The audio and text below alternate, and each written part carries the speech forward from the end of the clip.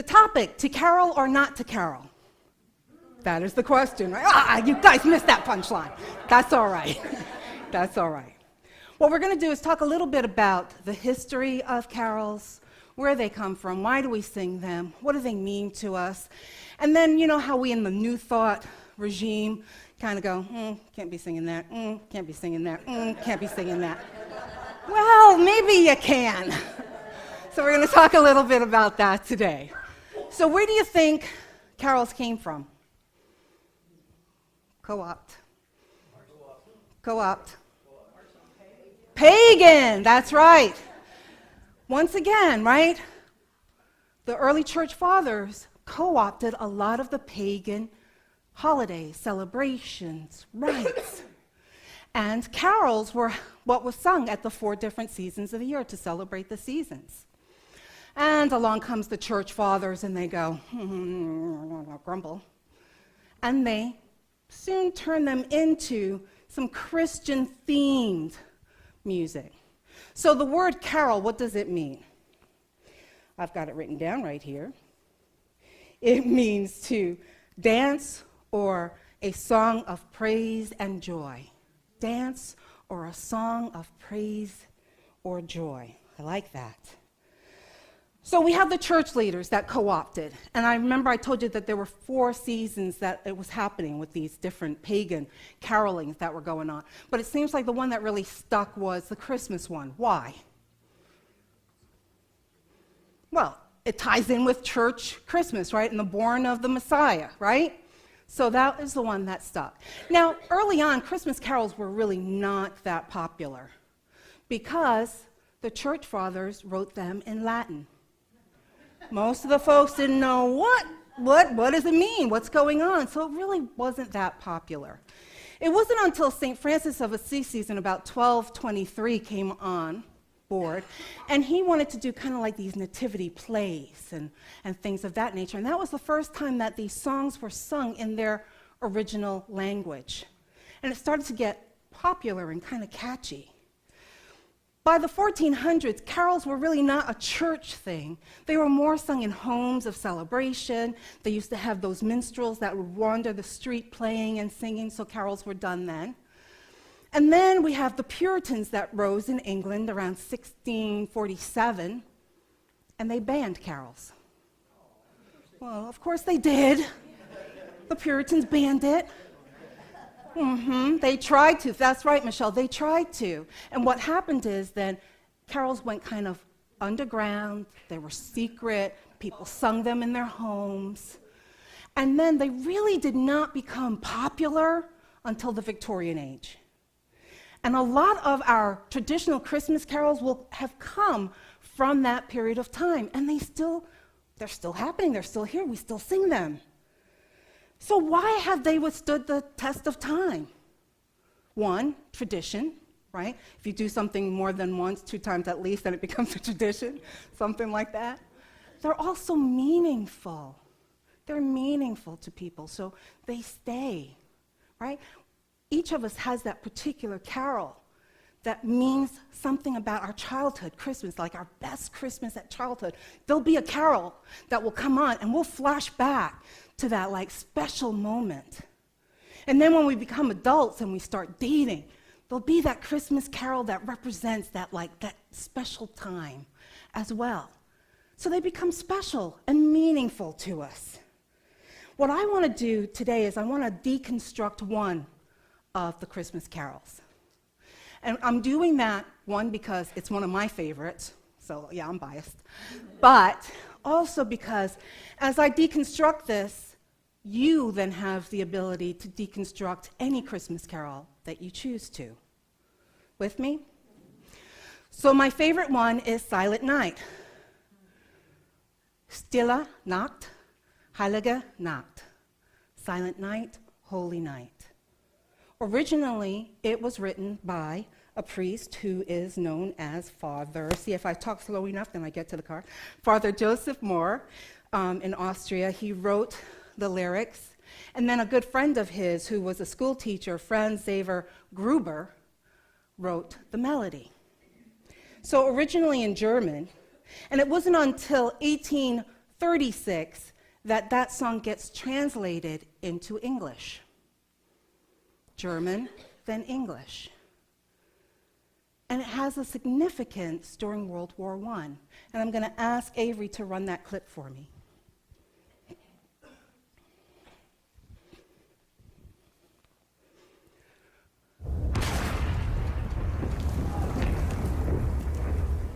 Jenkins, open. No.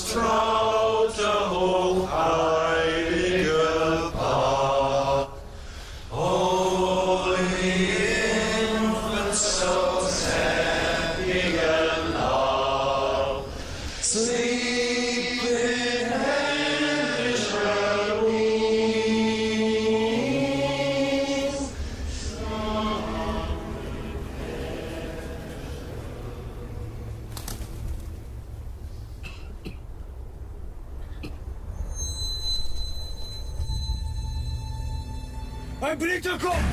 Ein Blitzer kommt! Jim, don't do it! Halt! Er ist nicht bewaffnet!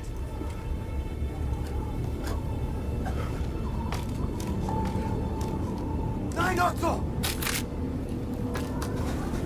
Jim!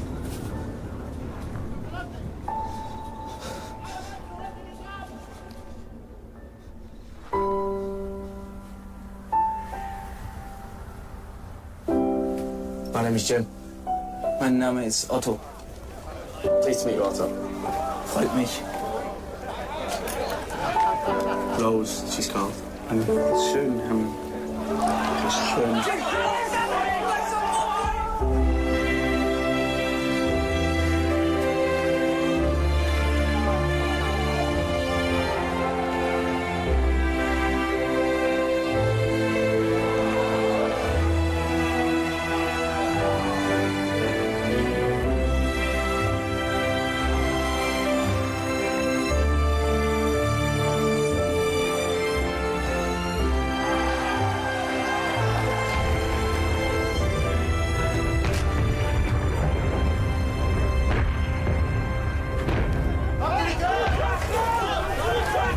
Danke.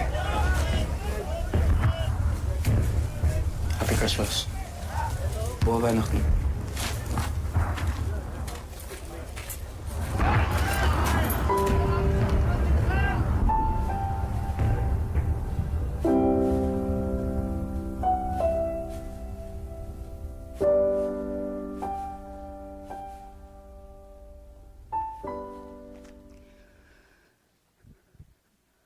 So that's one of the stories about the truths of Christmas 1914. And every time I see it, I get stirred up as well. Yeah. And I picked this because in that moment, there was oneness. In that moment, there was a connection greater than themselves, greater than a war. The power of music, the power of sacredness. Now, that didn't happen all across the line because any fraternization was known as treason. So there was a lot of fear around that. But there were some instances of this.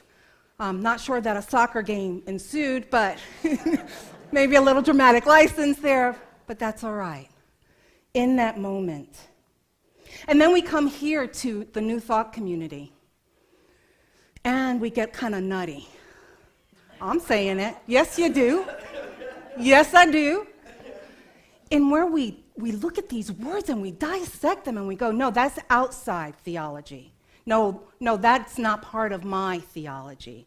No, that's what they used to believe in. That's not what I no longer believe in. And we just like throw it to the side.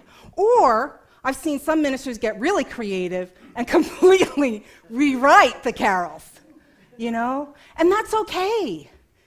It's all okay, whether you want to rewrite them or not.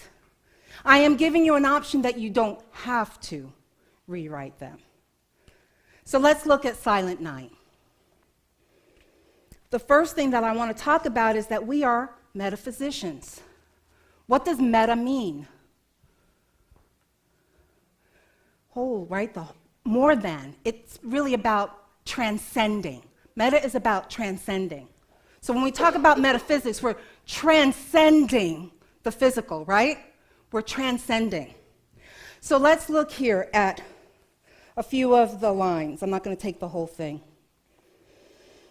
So, if you would, Avery, the first one, yeah. Silent night, holy night. So when we look at what does silence mean, silence means entering that sacred place where we are connected with our highest selves. And holy, we talk about wholeness, all of us, the spirit, the mind, the soul, our energy, everything. So silent night, holy night, here we are.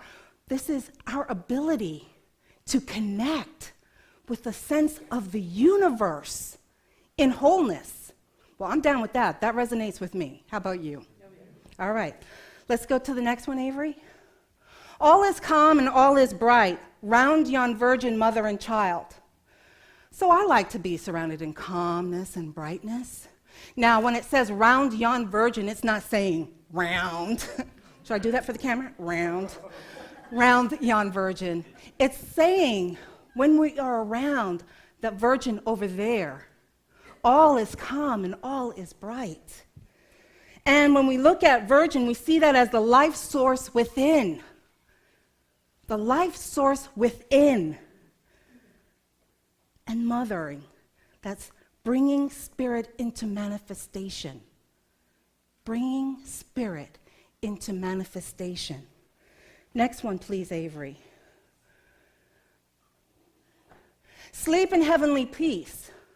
When we look at sleep, sleep is that time where we don't have all those thoughts bombarding us, the right, the wrong, the judgments, the this, we should, we shouldn't. So it's the time that we harmonize our discordant thoughts. And when we talk about heaven, we are talking about divine mind. Sleep in heavenly peace. So when I am in that space of no discordant thoughts, I am in divine mind. I am in peace. Next one. Jesus, Lord, at thy birth. Jesus, we call and talk about that being the ideal man manifested in this realm. And Lord is known as the activity of the I am. So here we are.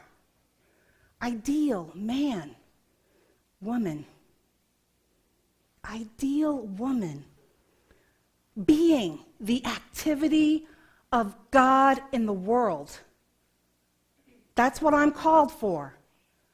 To be God in the world, manifesting through me, as me, of you. Next one, Avery. Christ the Savior is born. And I've got to tell you, the Savior thing throws us all for a loop. We hear Savior and we're running. Christ we call divine man. And Savior basically is about restitution of our birthright. The restitution of our birthright.